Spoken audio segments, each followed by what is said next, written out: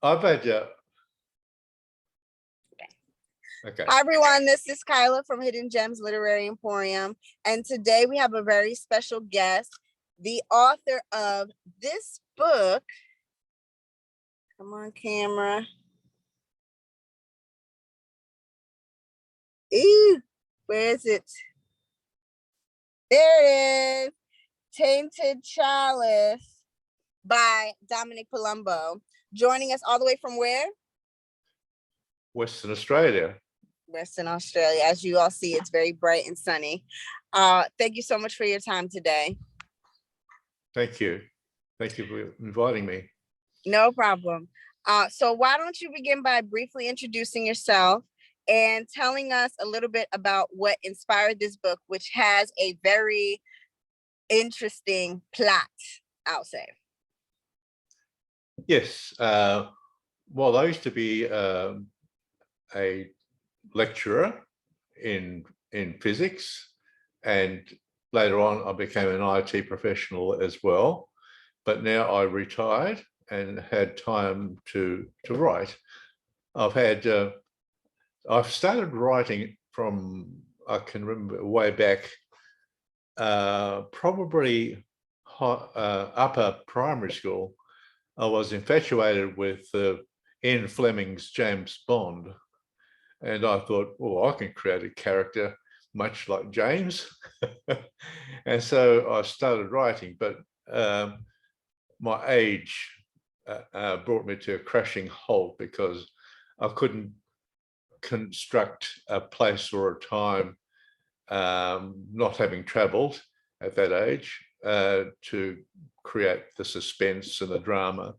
So that came to a crashing halt. And I've had false starts all the way.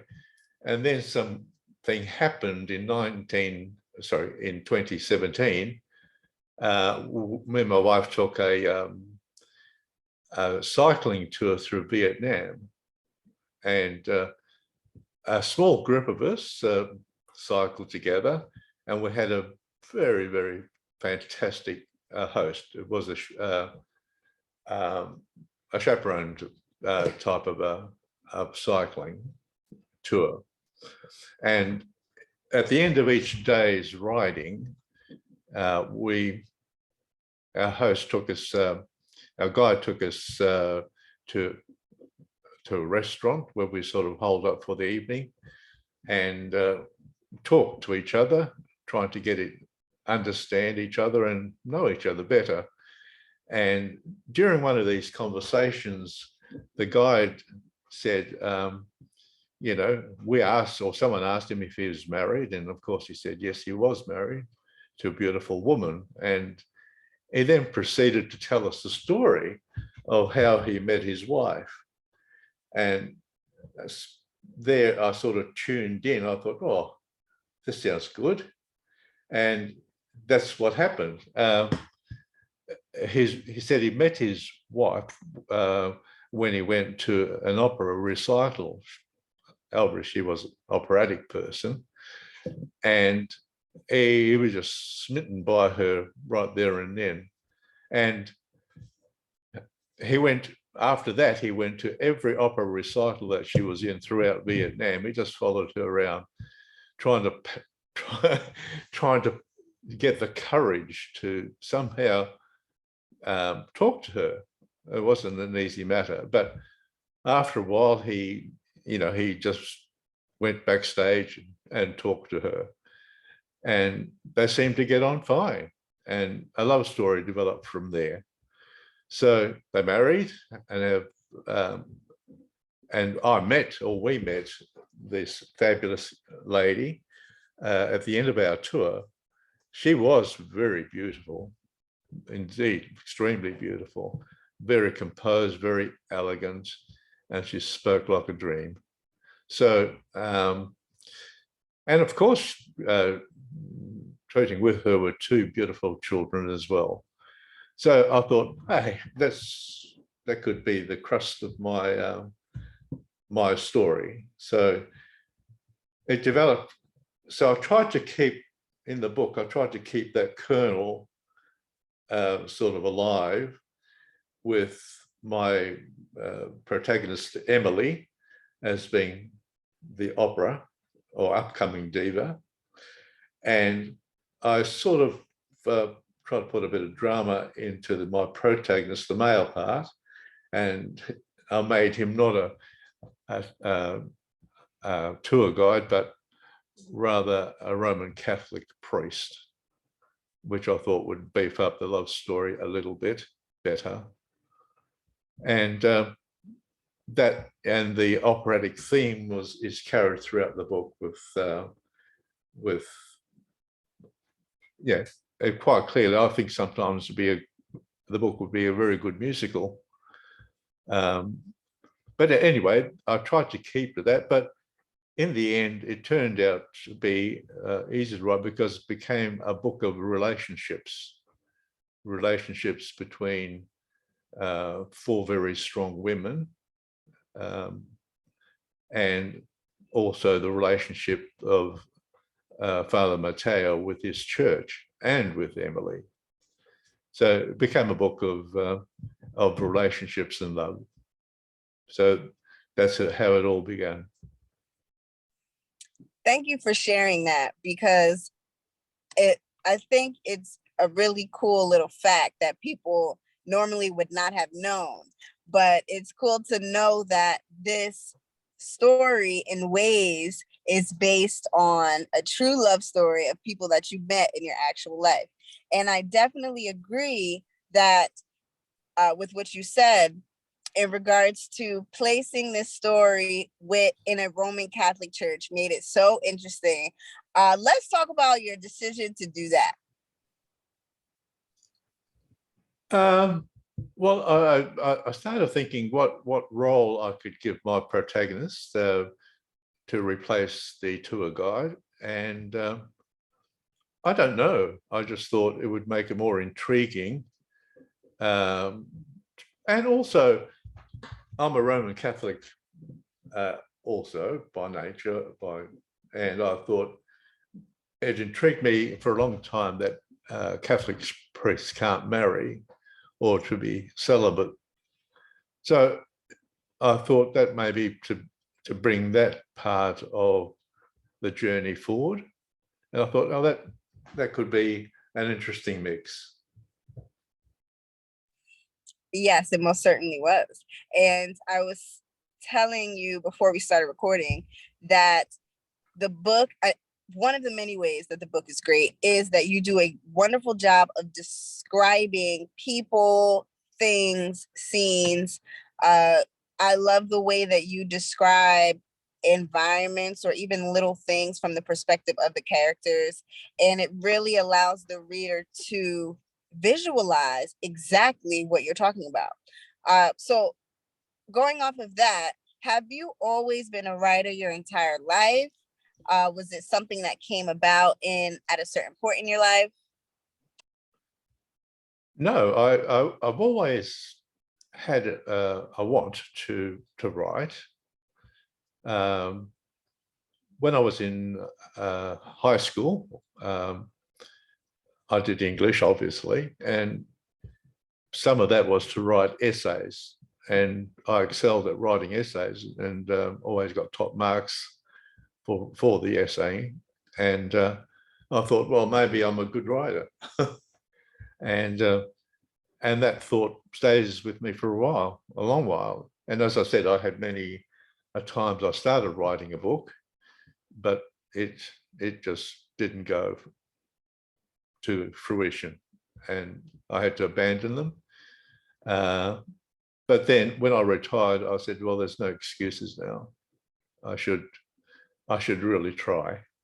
And it was retired, and it was very therapeutic for me to also have written that book. And in the time period in which was set, I set it in the time period that I belonged to, and which made the book easier to write because I knew the period and what was happening. And, Father Matteo was obviously an Italian, of Italian stock. And at the time, in my time, there was a lot of racial taunts about Italian immigrants. And I thought I could mix that in with the theme of the book, which makes Father Matteo a very complicated character. Probably one would say a screwed up character, but very disciplined. He was a very disciplined character. He's very complex. Very complex. Yes. I definitely agree. I want to ask you a question about your thought process when you were writing this book. Are you one of those authors that kind of just go with the flow and, you know, write as it comes, or are you more meticulous and plan things out and then fill it in from there? Yes, I think go with the flow would probably describe it best, but you need to do the research. You know, I'm writing about the Roman Catholic Church in ways, and I made sure that what I did write was, you know, could have been fiction, but I tried to, you know, make it real as well. So yes, research was necessary, but because it was set in my time and I'd experienced all of this, there's a fair bit of me in the book as well. So it was easy, you know, when you're writing about yourself, in a sense, all the times that you went through, it makes it so easy, you know. I love the go with the flow process, right? My husband and I, we're also writers and poets. We are big proponents of go with the flow. Although, and you said when you were younger, you were an essayist, as was I would always get compliments on my essays, even still to this day. So I guess it all depends on what you're writing at the time. But I think the biggest advice that we give to young authors, meaning young people who, you know, want to be authors when they grow up, is to not put too much pressure on yourself, because that's when you mess up. That's when you end up going back 20, 25, 30 times. And you know, well, but then some people say they do better under pressure. What type of person are you? Yeah, I do work okay under pressure. I don't like it. So I took a casual way of writing the book. I knew what I intended to say, and I had a bit of a timetable, like I would write. I'll try to write a bit every day. And I'd go to bed at night and I would say, okay, I've gotten this far in the book. Now, how am I going to, you know, extend Emily's role here a bit further? And how is she going to relate to Father Matteo and vice versa? So I'd have this thought process in my head. And by morning, it's sort of, the brain's quite fabulous at doing this. By morning, it sort of got the pieces that were all over the place and seemed capable of just joining them up. And so when I turned my computer on and I started writing, it was easy. It was just flowed. You have a wonderful narration voice. Is there an audiobook for this book? No, there's not. You should think about narrating your own book, because you have a wonderful narration voice. Oh, well, thank you very much for that. Yeah, no problem. How did you come up with the name of the title? Tainted Chalice. Well, I think it came about because Father Matteo, as I said, is quite a unique person. He had a hard upbringing, a very strict upbringing. So he was quite a disciplined person. So, and to fall in love with Emily was a thing that happened, and it happened very soon after they met. And there's a bit of there's not mystery, miracle, if you like, in the first part of the book on how Father Matteo got his voice. And that sort of married them up when they first met, that she was an upcoming soprano and he already had this miraculous voice. And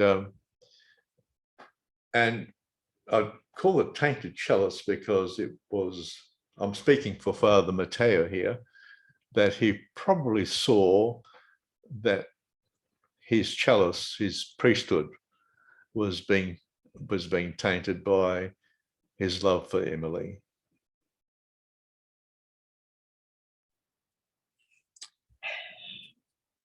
This poem is very poetic. I mean, this book is very poetic in the way that you write it, but also the nature of the love story.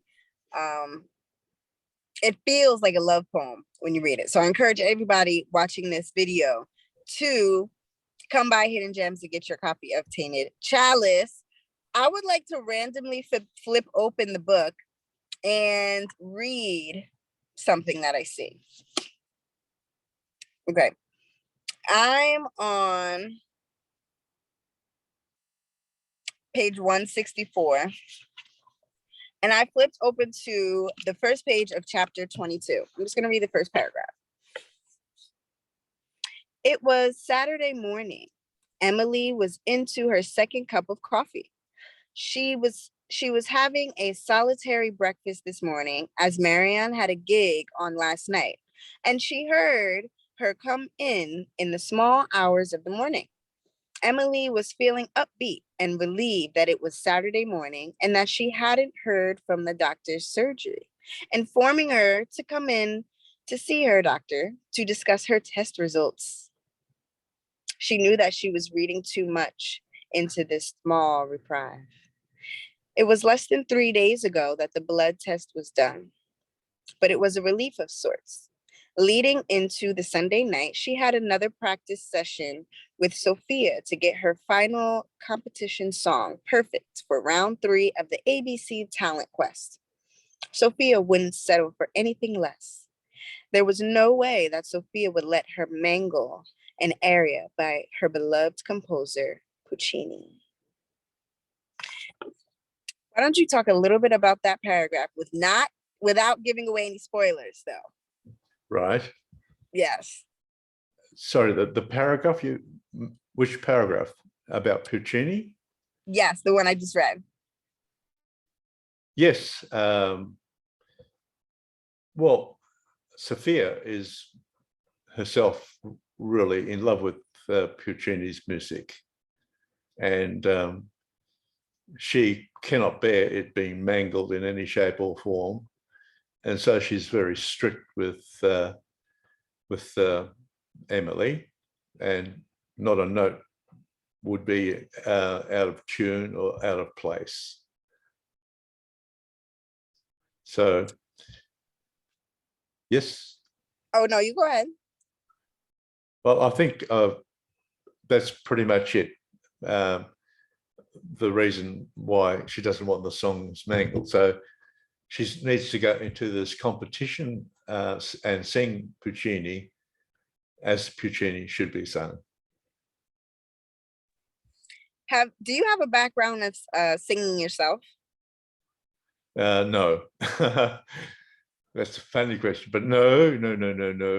I don't sing, but I don't, excuse me, but I do love Puccini as well. His music is just outrageously good. Okay. And music is obviously a huge theme in this book. So as I was reading it, I was thinking, he either loves to sing or loves music or both. So I'm not surprised by that. Could you say one or a few, or what's the one main takeaway that you would like readers of Tainted Chalice to go home with when they're done reading this book?